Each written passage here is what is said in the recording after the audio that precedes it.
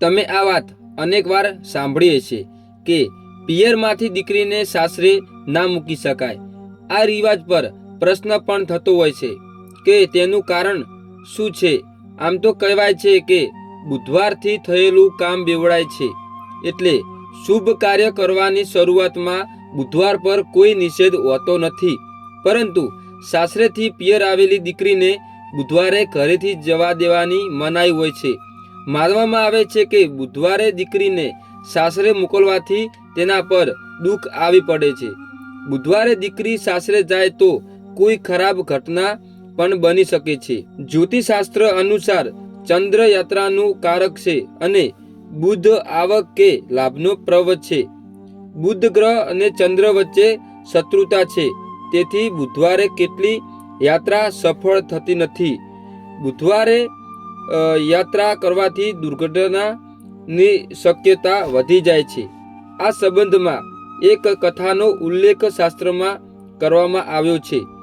આ કથાના માધ્યમથી રસપ્રદ રીતે લોકમાનસ સુધી એ વાત પહોંચાડવામાં આવી છે કે બુધવારે દીકરીને યાત્રા ના કરાવવી જોઈએ. વર્ષો જૂની આ કથા કદાચ લોકોને યાદ નહીં હોય, પરંતુ એ વાત બધાના મનમાં બેસી ગઈ છે કે બુધવારે દીકરીને સાસરે ના વળાવી જોઈએ. બુધવારની કથા આ મુજબ છે. વર્ષો પહેલા મધુસૂદન નામનો એક શાહકાર હતો. તેના લગ્ન સંગીતા નામની સુંદર અને ગુણવાન કન્યા સાથે થયા હતા. મધુસૂદન લગ્ન પછી બુધવારે તેની પત્નીને તેના માતા પિતા ઘરેથી વિદાય કરાવી લઈ ગયો. મધુસૂદન અને સંગીતા બળદગાડામાં બેસી તેમના ઘરે જવા રવાના થયા. થોડી દૂર પહોંચ્યા અને ગાડાનું એક પૈડું તૂટી ગયું.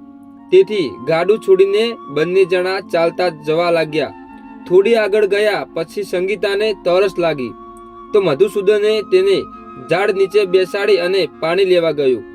તે જ્યારે પાણી લઈને આવ્યો તો તેને જોયું તો તેની પત્ની ઝાડ નીચે બીજી વ્યક્તિ સાથે બેઠી હતી.